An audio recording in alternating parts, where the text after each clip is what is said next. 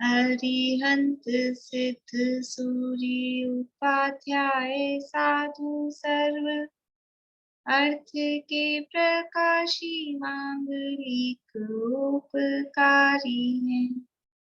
इनको स्वरूप जान राग दे भई जो भक्ति काय को नवाए स्तुति को जारी है।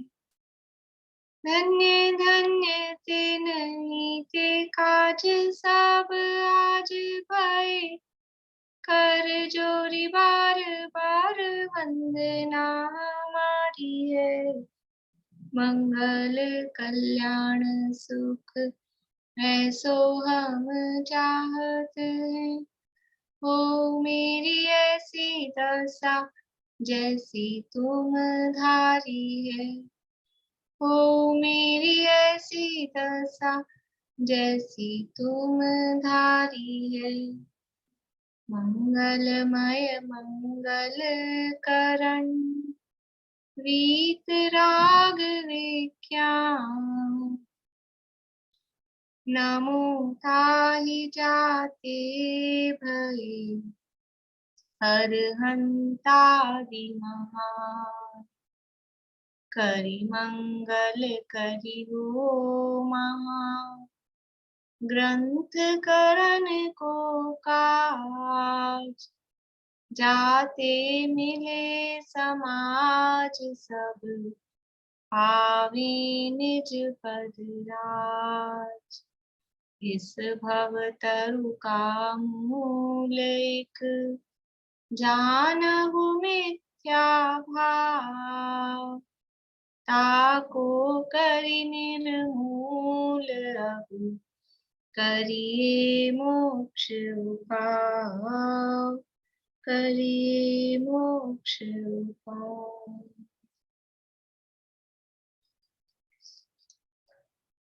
आज महावीर जन्म कल्याणक का दिवस है। इनमें तो अपन ने कुछ चर्चा की नहीं, लेकिन अभी अपन बोल रहे थे हो मेरी ऐसी दशा जैसी तुम उधारी है। तो उन्हीं का कल्याणक क्यों मनाते हैं, हमारा क्यों नहीं मनाते? हमारे भी आने वाली है, हमारी भी आती है, हमारा क्यों नहीं मनाते हैं? कि उन्होंने जो दशा प्राप्त की है वो दशा अपनी कहाँ है? भगवान महावीर का ही जन्म कल्याणक या जन्म जयंती कहते हैं आजकल के जमाने में। उन्हीं की क्यों मनाते हैं? उन्होंने कुछ किया है ऐसा विशेष?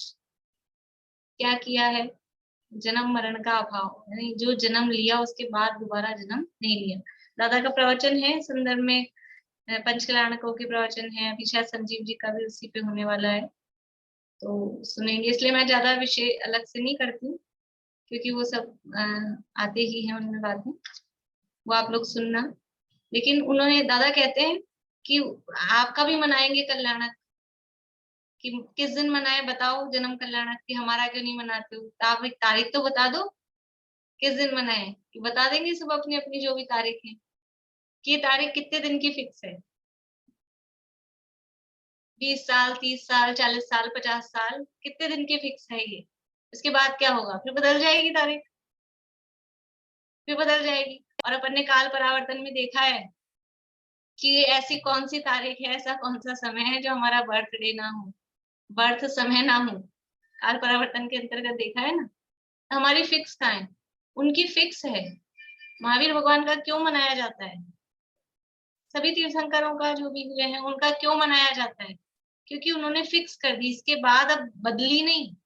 जो तारीख की चैत्र शुक्ला त्रयोदशी ये फिक्स हो गई, इसके बाद बदली नहीं। हमारी तो बदलती रहती है, थोड़े थोड़े सालों में, थोड़े थोड़े दिनों में तारीख बदल जाती है। इसलिए अब हो मेरी ऐसी दशा, आज के दिन क्या भावना भाना कि जो काम महावीर भगवान ने किया वो जन्म लेकर, तो हम भी इस जन्म में कुछ तो शुरुआत तो कर सकते हैं। उन्होंने तो पूर्णता कर ली थी कि चैत्र शुक्ला त्रयोदशी को जन्म लेकर उन्होंने तो अपना काम पूरा कर लिया था। जो हमारा पूरा ना हो, कम से कम स्टार्ट तो कर दें हम।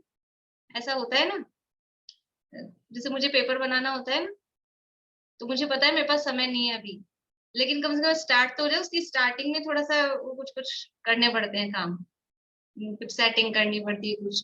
तो एक बार चालू तो हो जाए, केवल इतना सा ही मैं उसमें डाल दूं कि नेम, आपको नाम लिखना है, वो एक बार गूगल फॉर्म में, फिर क्या है, फिर एक बार स्टार्ट हो जाता है ना, फिर इतना जोर नहीं आता है, फिर आगे बढ़ता जाएगा काम। तो हम भी एक बार स्टार्ट तो कर ले काम, तो कम से कम ये काम हमारा शुरू हो जाए, तो हमारा ये कल्याणक मनाना और ये जन्म लेना और ये सब सार्थक हो जाए। चलिए, अपनी चर्चा तो चल रही है मोक्षा प्रकाशक के 7वें अधिकार के अंतर्गत, और बोलिए भारती आंटी। मैं आपसे आज सवेरे जो आफ्टरनून में पूछ रही थी ना, मैं एक्चुअली में ये जैसे पूछ सकती हूँ क्वेश्चन? हाँ हाँ, पूछिए। ये परीक्षा जो करते हैं हम, जो आगम मतलब जो बोलते हैं ना कि परीक्षा करके ही उसको वो करना चाहिए, तो मैं ऐसे सोच रही थी कि जैसे क्या होता है ना, जैसे शास्त्र लिखे गए हों, ठीक है, आगम के हैं, लेकिन वो कई बार जैसे कुशास्त्र तो नहीं कहूंगी, मान लीजिए कोई इंटरप्रिटेशन करते करते उसका कुछ मतलब, तो वो उसको कैसे पकड़ेंगे? कोई जरूरी तो नहीं है ना, आज देखिए ठीक है, आगम की वाणी है, दिव्य ध्वनि में आई हुई है, लेकिन इतने इतने इतने जनों ने उसको लिखा है, तो उसमें जरूरी तो नहीं है ना कि वो पूरा वैसा ही होगा। बिल्कुल तो वैसा नहीं होगा, देखो शब्द बदलेंगे, शब्द बदलेंगे, लेकिन भाव नहीं बदलेगा। सब अभी ट्रांसलेशन होते हैं, ये समझ लीजिए ये संस्कृत में थे, फिर हिंदी अनुवाद हुआ, अभी हिंदी से भी अदर लैंग्वेजेस में होता है, या इंग्लिश में कर रहे हैं, ज्यादा इंग्लिश चल रही है तो इंग्लिश में हो रहे हैं, लेकिन भाव नहीं बदलना चाहिए। भाव मतलब जो है, तो यहाँ शास्त्र का भाव है वीतराग का, हम पकड़ लेते हैं कि नहीं, कभी कभी मिसप्रिंट है नहीं, क्या वही कुछ। वही मैं आपसे पूछना चाह रही थी, जैसे कि परीक्षा तो करेंगे, लेकिन अब बोले ना कि आगम में जो है वो सत्य है, वो मैं भी उसका, मेरे को श्रद्धा है, मैं मानती हूँ, लेकिन वो अ, वही बात मतलब वैसी ही आई है, वही चीज आई है, वो कैसे पकड़ेंगे? वो भाव भाषण तो ठीक है, भाव भाषण करने के बाद आप ठीक कह रही हैं, लेकिन मैं कई बार सोचती हूँ कि जैसे इतना इंटरप्रिटेशन होते होते कई बार वो बात एक ही बात होती है, उसका बात का भाव भी तो बदल जाता है ना कई बार। नहीं, भाव नहीं बदलेगा, यानी जो मूल बात है, भगवान की वाणी से जो मूल बात आई है, क्या मूल बात आई है, कि प्रत्येक द्रव्य स्वतंत्र है, कोई किसी का कर्ता धर्ता नहीं है, ये जैसे मूल बात है। 6 द्रव्य हैं, तो अब ये 6 द्रव्य हैं, 6 द्रव्यों की एक तो परिभाषा अपनी रटी रटाई होती है, अभी उसी को अलग टाइप से, अभी वहाँ अरहम का कार्यक्रम हो रहा था स्मारक में, तो वो बच्चों से क्वेश्चंस पूछ रहे थे, तो उसमें एक क्वेश्चन ऐसे पूछा कि अ, ऐसा कौन सा द्रव्य है जिसके कारण अपने में चेंजेस होते रहते हैं, तो वो शब्द बदले हैं, बता सकते हैं आप लोग जवाब? ऐसा कौन सा द्रव्य है जिसके कारण अपने में चेंजेस होते रहते हैं, भारतीय काल आंटी? हाँ, काल काल द्रव्य है। तो अब वो शब्द बदले हैं, लेकिन वाणी से क्या आया है, कि वो जो वर्तनामी निमित्त है, कि वो जो परिणमन शब्द है, परिणमन की जगह उसको चेंज, तो ऐसे वो कुछ शब्द बदलेंगे, लेकिन भाव अपने को ख्याल में आ गया ना, कि इसका आंसर काल द्रव्य होगा।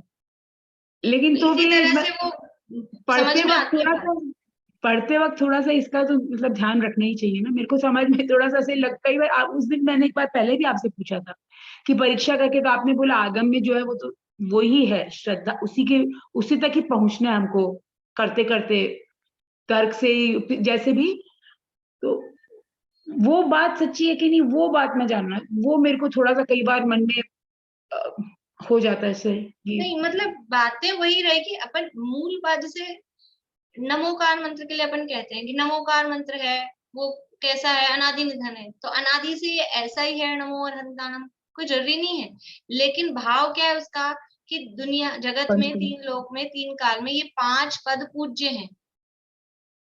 अब उसको नमो अर्हतेभ्य कहो, नमो अरहंताणम कहो, शब्द प्राकृत के लो, संस्कृत के लो, जिस भी रूप में लो, अब उसको ऐसा बना दिया, Arhant is my father, Jinvani is my mother, O my brother, it is easy to be, अब उसको इंग्लिश में इस तरह से बना दिया, लेकिन भाव वही है कि ये पूज्य पद है, ये पद पूज्य है, तो भाव नहीं बदलता है, और हमको पकड़ में आती है, अगर कहीं भाव बदला हुआ होता है, और हमको अगर वो कसौटी पता है, कसौटी क्या है, वीतराग का, तो हमको पकड़ में आती है, हम कभी कभी पकड़ लेते हैं कुछ कि हाँ ये मिसप्रिंट हुआ होगा, कैसे जैसे पूजा की किताबों में बहुत बार हो जाता है इस तरह का, तो कहीं कोई मात्रा कम रह गई, कोई अक्षर कम रह गया तो पकड़ में आ जाती है अपने को, क्योंकि हमको मालूम है। तो वो मूल बात जो आई है, बात तो वही है। अब आगे के जो समझ लीजिए शास्त्र छप रहे हैं, उसमें उसको कहने का तरीका चेंज हो सकता है। अभी बच्चों की किताबें दादा ने बाल बोध लिखी, उसके बाद में अभी समझ लीजिए उन्हीं की बेटी है शुद्धात्म प्रभा टड़ैया, उन्होंने अलग टाइप से लिखी। आजकल अब जमाना बदल रहा है, लेकिन मूल बात नहीं बदलेगी। उसी बात को कविता के माध्यम से या नाटक के माध्यम से जो भी कहना है, मूल बात वही रहेगी। इसलिए परीक्षा तो हो सकती है, हो जाती है, दिक्कत नहीं है उसमें। चलिए, एक तो कल एग्जाम देने को तैयार है ना सब लोग? बोलिए मनोरमा आंटी, अनम्यूट करिए। हाँ, निवृत्तिकरण किसे कहते हैं ये बता दीजिए। अनिवृत्तिकरण, ठीक है। अनिवृत्तिकरण किसे कहते हैं, बोलिए।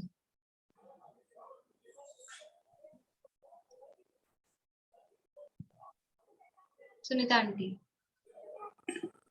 जिसमें समान समयवर्ती जीवों के परिणाम समान ही होते हैं और भिन्न समयवर्ती जीवों के परिणाम भिन्न ही होते हैं। निवृत्तिकरण समान समयवर्ती जीवों के परिणाम जहाँ अनिवृत्तिकरण मतलब जीवों के परिणामों में जहाँ भेद नहीं है। तो कौन से जीवों के परिणामों में? कि जो जीव एक लाइन में है, एक समय में है, जो जीव सब एक समय में है, उनके परिणामों में भेद नहीं होगा। अधःकरण और अपूर्वकरण में क्या था? अधःकरण और अपूर्वकरण में क्या था? समान समयवर्ती जीवों के परिणाम समान भी हो सकते थे, भिन्न भी हो सकते, असमान भी हो सकते थे। लेकिन अनिवृत्तिकरण में समान समयवर्ती जीवों के परिणाम समान ही होंगे, असमान होंगे ही नहीं। उसका नाम है अनिवृत्तिकरण। फिर अगला समय आएगा तो वो समय ही बदल गया है, इसलिए वो अगले समय वाले भिन्न समय वालों के परिणाम भिन्न ही है, समान समय वालों के समान ही। और किसी को कुछ पूछना है? बोलिए पारुल। भाभी आप वो डिस्कस कर रहे थे ना डिफरेंस? हाँ, वो डिफरेंस जो आपने लिखा मुझे समझ नहीं आ रहा, मैंने जो बताया वो कुछ आपने ठीक नहीं किया। मतलब उसमें जो दूसरा पॉइंट है मिश्र वाला, उसमें ये लिखना है कि मिश्र गुणस्थान में सम्यक मिथ्यात्व यानी मिश्र प्रकृति का उदय होता है। मुझे ये उसमें क्लियर नहीं दिख रहा है आपने क्या लिखा है। मुझे ऐसा ही दिख रहा है कि वही लिखा है मिथ्यात्व और सम्यक ऐसा करके। और प्रमिला जी जो आपने लिख के भेजे हैं, तो जो कल आपने बोले थे वही लिखे हैं या कुछ शब्द बदले हैं उसमें? मुझे ऐसा लग रहा है कल आपने कुछ और बोले थे। जो उन्होंने एक दो पॉइंट्स और बोले ना गुणस्थान वाला, और उसको थोड़ा करेक्ट करके। नहीं वो तो ठीक है, वो जो निर्णयात्मक और अनिर्णयात्मक और वो जो है ना, ये वो मैंने मुझे बोला था। कल कल बोला था आपने वही। हाँ, ये मैंने बोला था, ये पॉइंट बोला था। तत्व श्रद्धान, तत्वों का श्रद्धान अश्रद्धान दोनों है, ये भी बोला था। हाँ वो तो था। हाँ हाँ, निर्णयात्मक स्थिति और अनिर्णयात्मक स्थिति, तो मिश्र गुणस्थान में दोनों में निश्चय। इसको अपन ने लिया था वो अनध्यवसाय जैसी स्थिति। हाँ, विनय में तो मिथ्यात्व अनिर्णयात्मक और अनध्यवसाय, इसको एक कह सकते हैं क्या? आप लोगों से पूछ रही हूँ मैं। अनध्यवसाय और अनिर्णय, अनध्यवसाय में मतलब उसको जानने की जिज्ञासा ही नहीं, और अनिर्णय ये सिमिलर लगते हैं क्या? मतलब मैं ऐसा नहीं, मैं कोई परीक्षा मैं खुद भी उसको डिसीजन नहीं कर पा रही हूँ कि इसको अपन एक कहें क्या। पर अनध्यवसाय के अंदर में तो उसकी मान्यता ही गड़बड़ है, मान्यता की भूल है ना अनध्यवसाय में। तो विनय मिथ्यात्व में मतलब विनय मिथ्यात्व अनध्यवसाय है ऐसा नहीं कहना चाह रही हूँ मैं, लेकिन अनध्यवसाय जैसा है उसमें उसको ये कोई मतलब नहीं है कि ये सच्चे हैं कि झूठे हैं। कि अनिर्णय वाले में तो मतलब निर्णय तो करना चाह रहा है लेकिन निर्णय नहीं कर पा रहा है, ऐसा मुझे लगता है अनिर्णय वाली स्थिति में। कि वो सोचना तो चाह रहा है लेकिन उसको डिसीजन नहीं, जैसे अभी मेरा अनिर्णय वाली स्थिति हो रही है कि इसको अनध्यवसाय कहें कि अनिर्णय कहें, जैसे अभी भारती जी को हो रहा है। हाँ समझ लीजिए ऐसा हो रहा है। लेकिन अनध्यवसाय में तो हमको मतलब ही नहीं है, हमको कोई अब वो सच्चे हैं कि झूठे हैं सबको मानना है अपने को, तो ऐसी स्थिति वो अनध्यवसाय जैसी है। इसलिए इसको ऐसा ये निर्णयात्मक स्थिति के समान है, समान शब्द लिख दें। मिश्र गुणस्थान वाला निर्णयात्मक स्थिति के समान वाला है, स्थिति वाले के समान है, और विनय मिथ्यात्व वाला है वो अनध्यवसाय के समान है, ऐसा कह सकते हैं। बोलिए पूर्णिमा, कुछ कह रहे हैं? नहीं, चलिए बाकी तो ठीक है। फिर वो ये वाला मुझे थोड़ा लग रहा था इसलिए। और पारुल आपका वो मुझे क्लियर दिख नहीं रहा था, अगर आपने वही लिखा है तो ठीक है, नहीं तो कोई बात नहीं, चेंज कर भाभी वो दो। मैंने मिथ्यात सम्यक प्रकृति लिखा है, वो सम्यक मिथ्यात प्रकृति होती है। हाँ तो मिथ्या तो सम्यक तो वो दो वो वो नाम मैंने होता है। इरेज करा था, एक्चुअली वो गड़बड़ हो गया है। हाँ मैं इसीलिए वो सही मुझे कर कुछ लूंगी, दिखा नहीं है सही। हाँ ठीक, बाकी सही है सब। हाँ ठीक। और ये सम्यक मिथ्यात प्रकृति, ये अलग ही प्रकृति होती है, इसमें सम्यक और मिथ्यात मिक्स नहीं होती है भाभी। नहीं, दो प्रकृतियां मिक्स नहीं है, ये एक ही प्रकृति है, इसमें दशा मिक्स वाली है, प्रकृति एक ही है, प्रकृति एक ही है, दो प्रकृतियां अलग अलग नहीं है। मैं अभी तक दो समझ रही थी कि सम्यक भी होता है और मिथ्यात भी होता है। वो स्थिति तो भाव तो ऐसा ही होता है, लेकिन प्रकृति, सम्यक प्रकृति का भी उदय हो और मिथ्यात्व प्रकृति का भी उदय, ऐसा ऐसा मिक्स नहीं होता है। वो एक प्रकृति ही है अलग से मिश्र, वो है। चलिए, और किसी को समस्या है कुछ?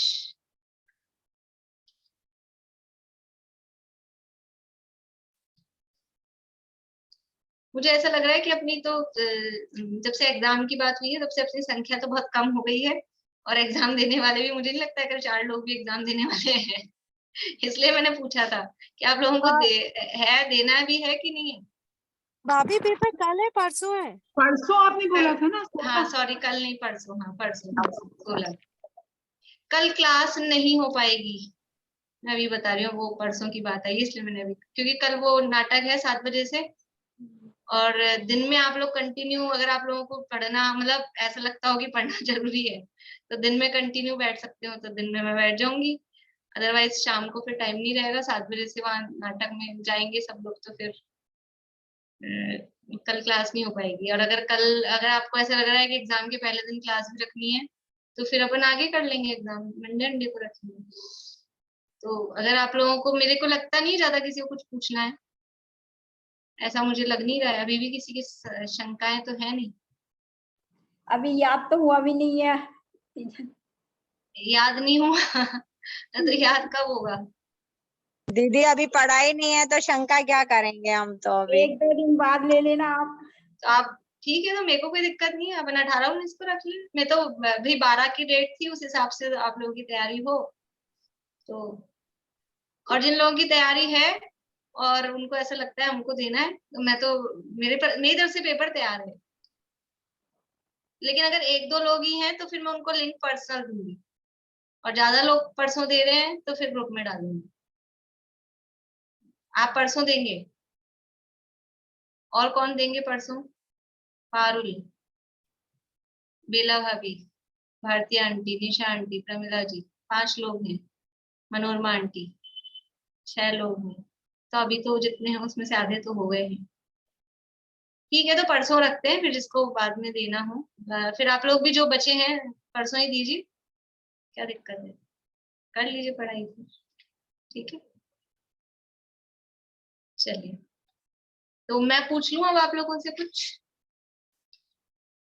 देखो, इसमें जो भी है उभयाभासी का, उभयाभासी की मैंने आपको बता दी है, और सम्यक सन्मुख के जो मैंने ये प्रश्न दिए ना आपको ओपन बुक वाले, मतलब ये इन प्रश्नों के जवाब हमको आने चाहिए बिना देखे। मैं सोच रही हूँ अलग से मैं कुछ, तो यही है प्रश्न, ये जो बातें हैं ना यही है प्रश्न।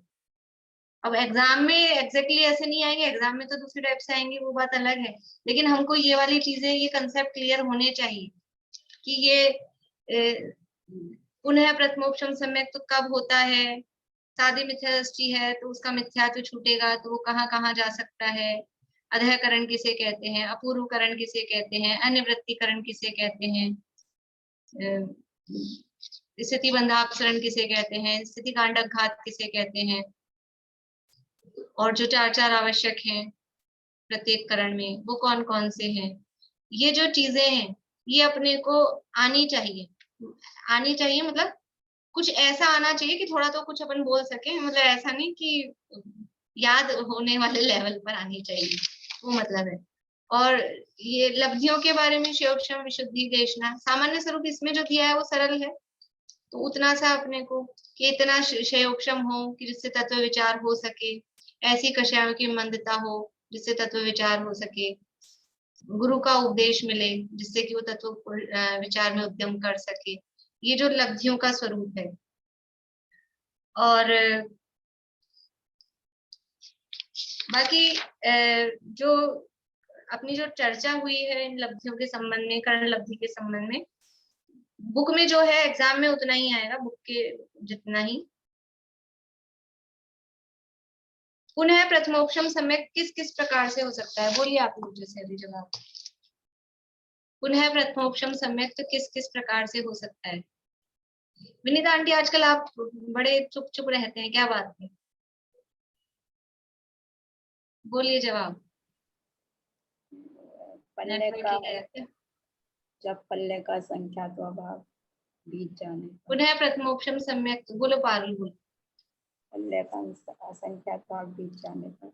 भाभी पुनः प्रथमोपशम सम्यक 3 प्रकार से होता है।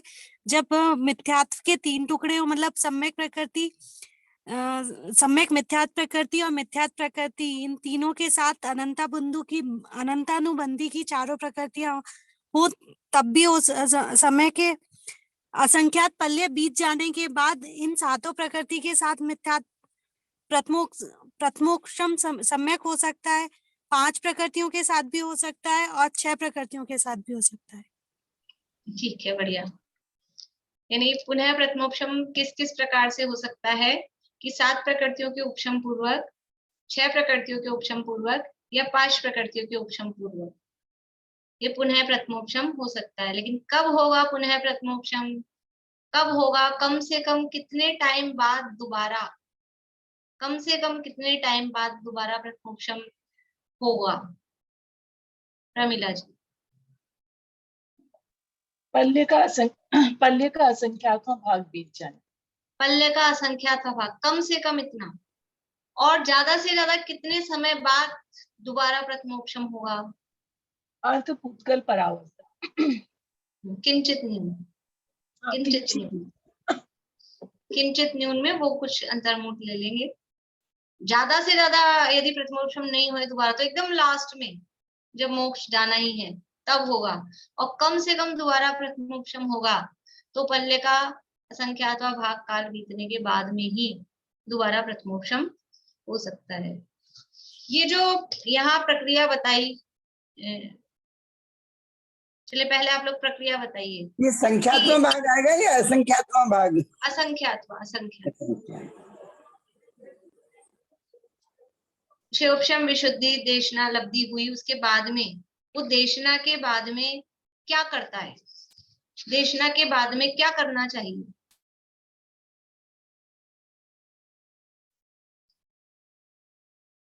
ममता भाभी, नहीं भी पढ़ा हो तो अपने दिमाग से जवाब आएगा इसका, क्या करना चाहिए, उपदेश मिल गया उसके बाद क्या करना चाहिए, बोलिए। तत्व के निर्णय का पुरुषार्थ बढ़ाएगा। कैसे बढ़ेगा? वेद ज्ञान पूर्वक। अपने को अपने शरीर की शक्ति बढ़ानी है तो बोलने से बढ़ जाएगी कि क्या करना पड़ेगा उसके लिए, क्या करना पड़ता है शरीर की शक्ति बढ़ाने के लिए, क्या करना पड़ता है, बार बार में खाना पड़ता है, कभी ये खाते हैं कभी वो खाते हैं, कभी पूछते हैं क्या खाएं, यही तो करते हैं। शरीर कमजोरी आ गई है तो क्या करते हैं, यही तो करते हैं, कभी ये जूस पीते हैं कभी वो जूस पीते हैं, इससे रहा है। हाँ, तो इसमें भी क्या करना पड़ेगा, बोलिए पूर्णिमा आंटी। सबसे पहले तो मोक्ष मार्ग संबंधी जानकारी लेगा, फिर सच्चे देवशास्त्र गुरु को संबंधी जानेगा, फिर अपने को मोक्ष 6 द्रव्यों के स्वरूप को जानेगा, और अपने को हितकारी अहितकारी नहीं, फिर उसके बाद हाँ अपने को हितकारी अहितकारी तत्वों के संबंध में स्वरूप में विचार करेगा, फिर उसको आश्चर्य होगा, अरे अपने को तो इन बातों नहीं। की खबर ही नहीं थी। हाँ ये तो हो गया, मतलब तो उपदेश मिल गया और ये हाँ उसने जान लिया, उसके हाँ। बाद में क्या करेगा वो मैं पूछ रही हूँ, उपदेश मिलने के बाद में फिर क्या करेगा? उद्देश्य, लक्षण, निर्देश और परीक्षा के द्वारा इन बातों की सही निर्णय करेगा वो, कि सही निर्णय कैसा, मेरा निर्णय बराबर है या देवगुरु के द्वारा जाना हुआ निर्णय बराबर मेल खाता हुआ, इस तरह से वो निर्णय करेगा। हाँ और जब तक अपने को पूरा निर्णय सही नहीं हो जाएगा तब तक आपस में चर्चा करेगा, हाँ पूछेगा, और भी नहीं जमा तो और विद्वानों से पूछेगा, और फिर जब बढ़िया, निर्णय एक, तब तक ये चलती जाएगी प्रक्रिया जब तक कि अपना निर्णय उनके निर्णय से ना मिल जाए, इस तरह से बिल्कुल, वो कार्य करेगा। बहुत बढ़िया। ये कि उपदेश मिल गया, उसके बाद क्या करना है कि पहले खुद उद्देश्य, लक्षण, निर्देश परीक्षा के द्वारा खुद करे, फिर नहीं समझ में आ रहा है पूछे और पढ़े, विद्वानों से चर्चा करे, परस्पर में चर्चा करे, अनुमान से, ये सब दिए थे ना, ये सारा बार बार में विचार करे, बार बार में चिंतन करे, विचार करे। कब तक करता रहे? कि जब तक निर्णय नहीं हो रहा है तब तक करे, यही काम करे। तो ये इस प्रकार का, ये जो सारे काम है, प्रश्नोत्तर कर रहा है, विचार कर रहा है, फिर पूछ रहा है, फिर प्रश्नोत्तर कर रहा है, ये काम कब तक करता रहे? कब कब बंद करे? कब तक करता रहेगा ये काम? बंद कब करेगा? जब तक अपना निर्णय उससे ना मिले बराबर एक रूप में बताए हुए तत्वों का बोलिए निर्णय तक निशान अपनी परीक्षा का निर्धार जो जिनवाणी में लिखा है उसके उससे मैच नहीं कर जाता। चार प्रायोगिक पॉइंट है, 4 पॉइंट है इसके। देशनल लब्धि के इसको, ये जो आप जो पूछ रही हैं आप, ये मतलब कि प्रायोगिक लब्धि के पहले क्या क्या करना चाहिए वो पूछ रही हैं? हाँ, प्रायोगिक लब्धि के पहले कहो या उसको अपन प्रायोगिक लब्धि, इसमें मतलब दोनों तरह से लिया है। प्रायोगिक लब्धि वाला प्रोसेस भी उसको कह सकते हैं, या फिर प्रायोगिक लब्धि के पूर्व वाला भी कह सकते हैं, दोनों तरह से कह सकते हैं। 4 बातें हैं ना, निशान की बोलिए। जब तक सच्चा तत्व श्रद्धान न हो जाए और ये इसी प्रकार है, ऐसी प्रतीति उसे अपने तत्वों की, ऐसे स्वरूप की प्रतीति उसे अपने अंदर मतलब भाषित न हो जाए, और जैसे पर्याय में अहम बुद्धि है वैसे ही अहम बुद्धि अपनी आत्मा में ना आ जाए। और चौथा पॉइंट है कि हित और अहित रूप अपने भावों को जब तक न पहचाने तब तक यह जीव इसी प्रकार परीक्षा करता रहता है, सम्यक तो सम्यक मिथ्या। ये काम कब तक करना है? कि जब तक सच्चा तत्व श्रद्धान ना हो, जीवादि तत्वों का स्वरूप अपने को भाषित ना हो, और सबसे मतलब विशेष बात कि जैसी अहम बुद्धि पर्याय में है वैसी अहम बुद्धि अपने में जब तक ना आ जाए, ये बात, तब तक हित अहित रूप अपने भावों को न पहचाने, तब तक ये काम करते रहना है। दवाई कब तक लेनी है? दवाई तो लिख दिया आपने डॉक्टर साहब, कब तक लेनी है? कि जब तक ये तुमको ये नहीं हो जाए ना, कि जैसी अभी अहम बुद्धि शरीर में है वैसी अहम बुद्धि अपने में ना आ जाए, तब तक बराबर इसी प्रकार से ये काम करते रहना है।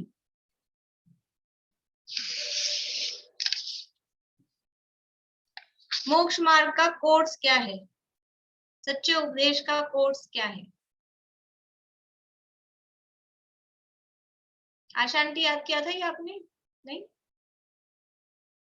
लेट आने लगे थे आप। मीना चाची आप बोलेंगे? एक्चुअली में मेरे पास बुक नहीं है। अच्छा दीदी बुक लाई नहीं। ठीक। मोक्ष मार्ग का कि जीवादि 6 द्रव्यों और 7 तत्वों का स्वयं पर को पहचानना और त्यागने योग्य मिथ्यात्व रागादि को ग्रहण करने योग्य सम्यक दर्शनादि का स्वरूप पहचानना तथा निमित्त नैमित्तादिक जैसे हैं वैसे पहचानना इत्यादि है मोक्ष मार्ग में। जिनके जानने से प्रवृत्ति होती है उन्हें जरूर से जानना, ऐसी तो इनकी परीक्षा करना, यही है ना नहीं, मोक्ष मार्ग। है तो ऐसा, लेकिन आप जहां से बोल रहे हैं वहां से गलत जगह से देख के बोल रहे हैं। बिना भाभी बोलिए, बिना देखे बोलिए। मोक्ष मार्ग का कोर्स ही याद नहीं होगा तो हम मोक्ष मार्ग में आगे कैसे बढ़ेंगे?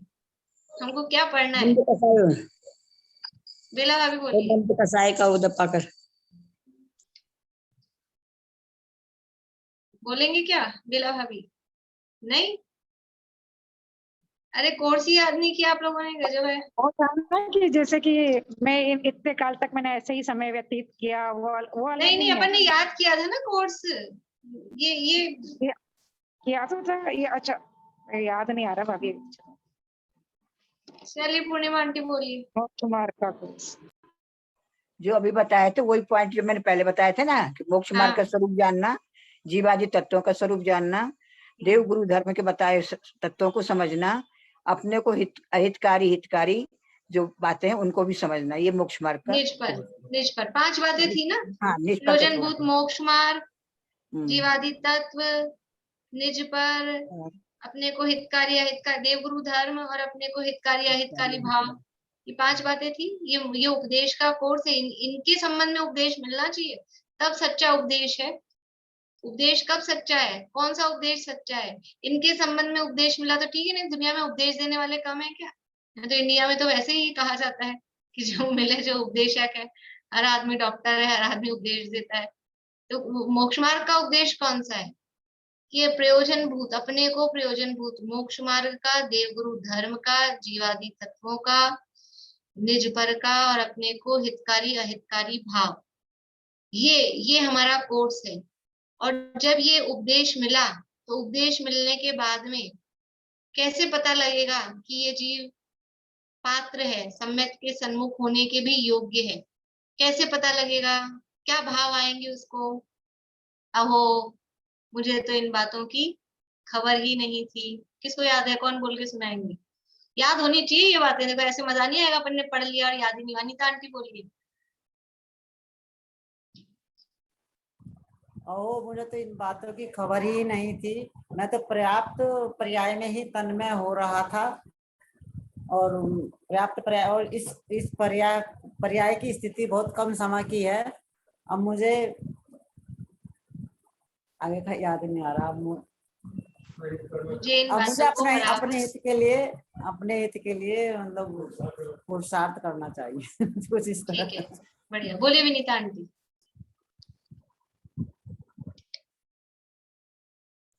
अहो मुझे तो इन बातों की खबर ही नहीं थी। मैं प्राप्त पर्याय में तन्मय होकर मस्त रहा। अब मुझे ये निमित्त मिले हैं और मुझे इनको सुनकर अपने मोक्ष मार्ग में प्रयोजनभूत कार्यों में उपयोग को लगाना चाहिए। ये भाव, अहो भाव जिसको आता है वो सम्यक के, वो पात्र है। और बातें सुन ली और इसमें क्या है उसमें क्या है, ऐसा लगे इसमें कौन सी विशेष बात है, तो वो सम्यक से सन्मुखता का पात्र भी नहीं है। किन किन तत्वों की परीक्षा करनी अनिवार्य है?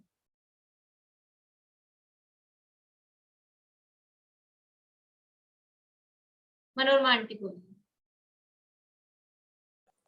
प्रयोजनभूत पदार्थों की परीक्षा करना अनिवार्य है, प्रयोजनभूत की जरूरी नहीं है। ठीक है, प्रयोजन भूत की अनिवार्य, लेकिन प्रयोजन भूत में भी हे और उपादेय तत्वों की उपादेय क्या चीज है? ये क्या उपादेय? ये जान के हे को अपनाना और हे को छोड़ना और उपादेय को अपनाना। हे उपादेय तत्वों की परीक्षा करना अनिवार्य है। और किसकी परीक्षा हो जाए तो ठीक है, न हो जाए तो ठीक है? गे तत्वों की। गे तत्वों की परीक्षा हो जाए तो ठीक है, हो जाए तो करना। अगर होती हो गे तत्वों में, ऐसा नहीं कि छोड़ना है। जिनकी पॉसिबल होती हो उनकी तो परीक्षा गे तत्वों की भी करना, और जिनकी नहीं होती हो उनको फिर आज्ञा से मान लेना।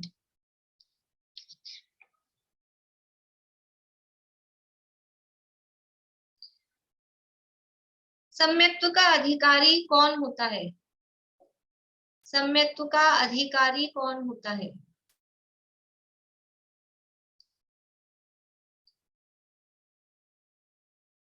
अनीता आंटी। भव्य पंचेंद्रिय हो,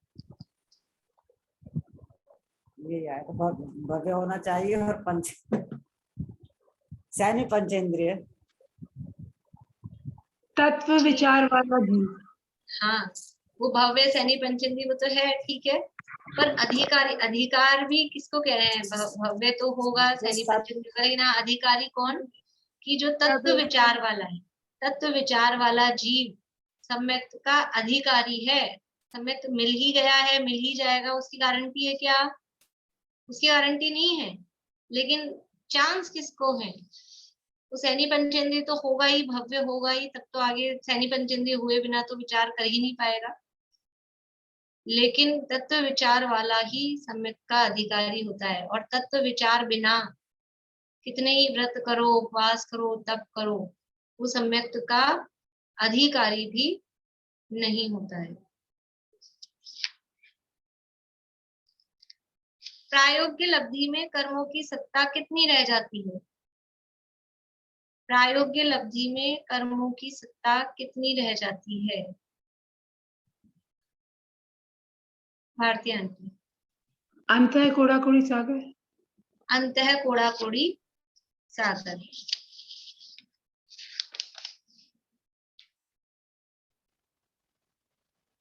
करण लब्धि वाले के बुद्धि पूर्वक का उद्यम क्या है? बुद्धि पूर्वक क्या करे वो?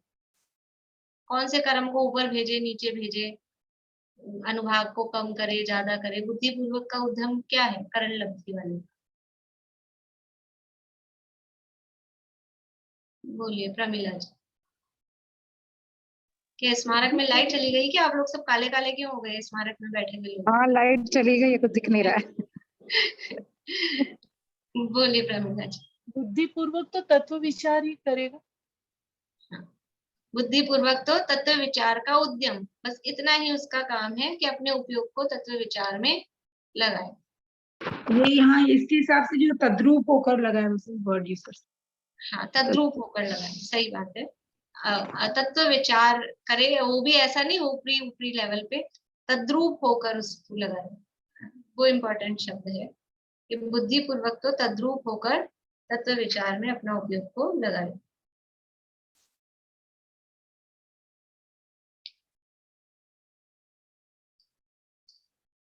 जिसमें भिन्न समयवर्ती जीवों के परिणाम, भिन्न समयवर्ती जीवों के परिणाम समान भी हो सकते हैं, असमान भी हो सकते हैं, वो कौन सा करण है? ऐसे बता सकते हैं आप लोग सब? ए पहला है, दूसरा है कि तीसरा है? पहला करण है, दूसरा करण है कि तीसरा करण है? अभी अंधेरे वालों की, अनीता आंटी की तो दिख रही होंगी, बेला भाभी तो पूरी काली हो गई। सही जवाब है अधःकरण। भिन्न समयवर्ती जीवों के परिणाम समान भी हो सकते हैं, असमान भी हो सकते हैं। मेरे हिसाब से आप लोगों के जो ये वाले प्रश्न होंगे ना, ये किसी का भी गलत नहीं होगा, करण वाले जो करण लब्धि वाले, ये अभी अभी पढ़े हैं ना, जस्ट अभी जस्ट पढ़े हैं, इसलिए आपने पढ़ाया इसे बहुत मेहनत से, बहुत टाइम लगा। औरों में मैंने मेहनत नहीं की। नहीं, पर इसमें बहुत मेहनत किया। नहीं, इसमें अभी जस्ट पढ़ा है ना, वास्तव में इसमें अच्छा विषय चला था अपना। स्थिति कांडक घात और स्थिति बंधापसरण, इनमें क्या अंतर है? स्थिति बंधापसरण और स्थिति कांडक घात में क्या अंतर है?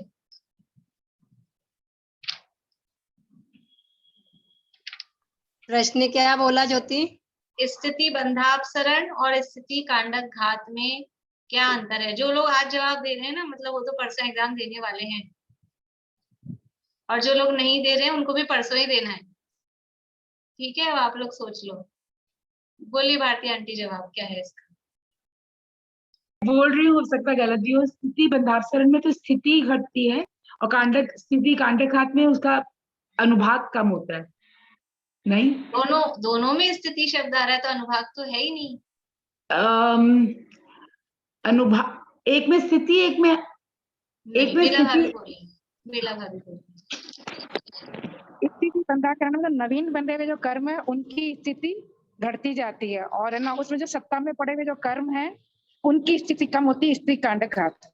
बहुत बढ़िया। स्थिति बंधापसरण शब्द से ही समझ में आता है, शब्द को ध्यान से पढ़ेंगे सुनेंगे ना, स्थिति बंध में अपसरण हो रहा है। स्थिति बंध कब होगा? नया ही तो होगा, पिछला तो बंध चुका है।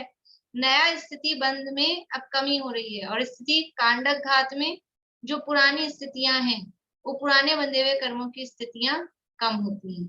यानी एक भविष्य का, नए का, आगे का काम हो रहा है, एक में पिछले का काम हो रहा है। स्थिति बंधापसरण और स्थिति कांडक घात, ये कौन कौन से करण में होते हैं? एक ही करण में होते हैं कि अलग अलग करणों में होते हैं? कौन से करण में क्या काम होता है? पूर्णिमा आंटी। स्थिति बंधापसरण अधयकरण में होता है और स्थिति कांडघात अपूर्वकरण में होता है। बढ़िया। और वैसे देखा जाए तो वो स्थिति बंधापसरण अपूर्वकरण में भी होता ही है। हाँ, वो तो होता है, चारों उसके जो आवश्यक है वो इधर भी होते हैं। ठीक।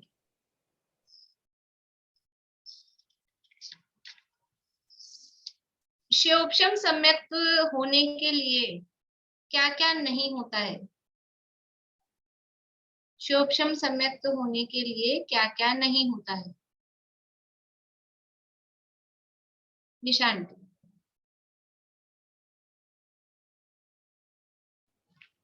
क्षयोपशम सम्यक्त होने के लिए पहले तो जो ये सम्यक्त प्रकृति का उदय होता है, और क्या क्या नहीं होता है ये बताना है, क्या क्या होता है वो नहीं। अनिवृत्तिकरण नहीं होता, गुण श्रेणी निर्जरा नहीं होती, बस दो ही काम है। बस, बढ़िया। शिवोपशम सम्यक्त होने के लिए अनिवृत्तिकरण नहीं होता, गुण श्रेणी आदि क्रियाएं नहीं होती।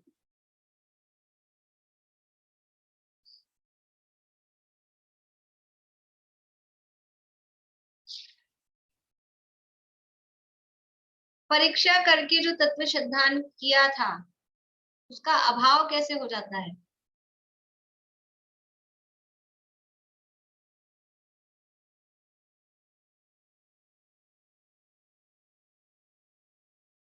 सुनीता आंटी। आजकल प्रीति क्यों नहीं आ रही है? क्या? प्रीति क्यों नहीं आ रही है क्लास में? आना नहीं है उसे। अच्छा, चलिए बोलिए। वो पहले तो ये है कि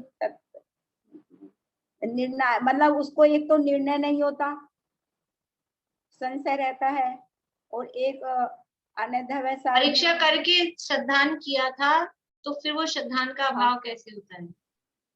सिद्धांत का अभाव ही मतलब उसको ये रहता है कि परिणामों में रहता है शब्द सही नहीं है, हो जाता है बोलिए। रहता है तो फिर जब रह ही रहा था तो फिर वो उसका निर्णय कहाँ हुआ था पहले? ऐसा हो जाता है। परिणामों में ये सोचता है कि भाई ऐसा है क्या, वैसा ऐसा है, संशय रहता है, और फिर अनध्यवसाय रहता है, और विप्रिय उल्टा सोचता है वो, उसको मतलब निर्णय नहीं रहता कुछ भी इसका, इसलिए उसको है ना मिथ्यात्व में चला जाता है वो। ठीक है, बेला भाभी बोलिए। कई बार हम जैसे बहुत प्रभावशाली पुरुष से हम प्रवचन सुनते हैं और उसमें हमारी प्रतीति हो जाती है उस समय तो, और उसके बाद थोड़े समय बाद उसमें हमें शंका होने लगती है तो प्रतीति हट भी जाती है। कई बार हमें मतलब हम कभी ये मानते हैं ये सही है, फिर क्योंकि पक्का श्रद्धा नहीं भी उस समय तो होता है पक्का, पर थोड़े समय बाद हम उसको भूल जाते हैं तो भी हमारा श्रद्धान कम हो जाता है। उसके अलावा क्या होता है कि कई बार हम लोग को होता है ये सही है या ये सही है, मतलब संदेह होने लगता है तो भी, और कई बार हम भूल जाते हैं बहुत लंबे समय तक, उसको वापस याद नहीं करते तो भी हम उस श्रद्धान को भूल जाते हैं। बढ़िया, बात वही है एक्चुअल एक में। कारण मिथ्यात्व कर्म का उदय आने पर भी ऐसा मूल कारण तो उसमें मिथ्यात्व कर्म का उदय है। ये यानी जो श्रद्धान किया था उसमें यानी जो सम्यक ज्ञान हुआ, तो सम्यक ज्ञान को वापस मिथ्या ज्ञान होने में कारण क्या है? वही संशय, विपर्य, अनध्यवसाय, ये तीन कारण है। और इसी को अभी यही बात देखो, ये सारी यहाँ भी जो बात है ना, ये न्याय की बात है। इसी के लिए वहां परीक्षा मुख में सूत्र है, दृष्टोपि समारोपात तादृ। ये परीक्षा मुख में सूत्र है कि जो देखा हुआ, पढ़ा हुआ, सुना हुआ है वो भी समारोप यानी संशय, विपर्य, अनध्यवसाय जो विपरीतता आ गई है उसके कारण वो बिना पढ़ा हुआ सा हो जाता है, भूल जाते हैं। स्मारक में भी क्लास होती थी ना, तो बोलते थे ये तो न्याय का विषय है, ये क्लास में नहीं बैठने का, इसलिए वो क्लास में बैठते नहीं थे हम तो। ये अपने माइंड में ये सेट हो गया वास्तव में, और अपन लोग ने कभी पढ़ा ही नहीं न्याय के विषय, कठिन विषय है ऐसा ये सोच के, इसीलिए अपन उसमें वीक रह रहे। और सब पढ़ा अपन ने, चारों नियोग पढ़े, लेकिन वो अध्यात्म में न्याय को अपन ने छोड़ दिया। इसलिए, लेकिन ऐसे बात नहीं है, वो अगर वो चीज क्लियर होती, मतलब वो विषय भी आता है ना अपने को, तो भाव और अच्छा ख्याल में आता है।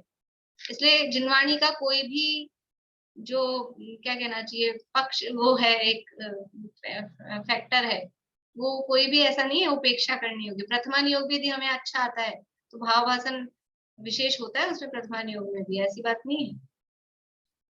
चलिए, तो इस तरह से ये हो गया है अपना लगभग रिवीजन। कल क्लास नहीं हो पाएगी और परसों आप लोग एग्जाम के लिए आप सभी को बहुत बहुत शुभकामनाएं। आप लोग अच्छे से तैयारी करिएगा। दिन की तो होगी क्या क्लास? दिन की तो होगी, दिन की तो होगी ना? हाँ दिन की होगी, शाम की। कितने बजे आप पेपर रिलीज करेंगी? परसों कितने बजे? 4 क्लास के बाद कर दूं? नहीं, क्योंकि 9 बजे मेरा क्लास। यहाँ मैं बाहर आई हुई हूँ ना, तो मेरा थोड़ा टाइम डिफरेंस इसलिए पूछ रही हूँ। तो आप कहें मैं जल्दी डाल दूंगी, आपका आपकी रात रहेगी वहां पे? हाँ, मेरे नहीं ज्यादा डिफरेंस नहीं है, 4 घंटा का ही डिफरेंस है। आप अभी भी, इसलिए मैं आपसे पूछ रही थी, मैं उसी हिसाब वो से लिंक देख लूंगी। चालू रहेगी परसों तक। आप मतलब परसों मतलब 17 तक। ठीक ठीक। तो आप लोग कर लीजिएगा, ठीक है? बोलिए आशा आंटी, अनम्यूट करिए। दूंगे एग्जाम, मेरे तो काफी गलत हो जाएंगे। कोई बात नहीं, गलत हो जाएंगे तो आप देना तो सही। और आपको बुक मिल जाए तो आप बुक खोल के भी दे देना। आप कम से कम वो आंसर ही ढूंढ लेंगे, उतने में तो थोड़ा पढ़ेंगे उसको, कोई बात नहीं। केवल इनके लिए है बुक खोलने की छूट, मीना चाची आपके लिए नहीं है, ठीक है? मैं मंदिर से जाऊंगी। हाँ चलिए, जिनवाणी स्तुति। मेरे को तो ऐसा ही नहीं आता है दीदी। आप पढ़ के फिर बाद में दे देना, 2 दिन बाद देना, आप मोना भाभी के साथ भी देना। चलिए, जिनवाणी स्तुति। भारती आंटी आप बोलिए।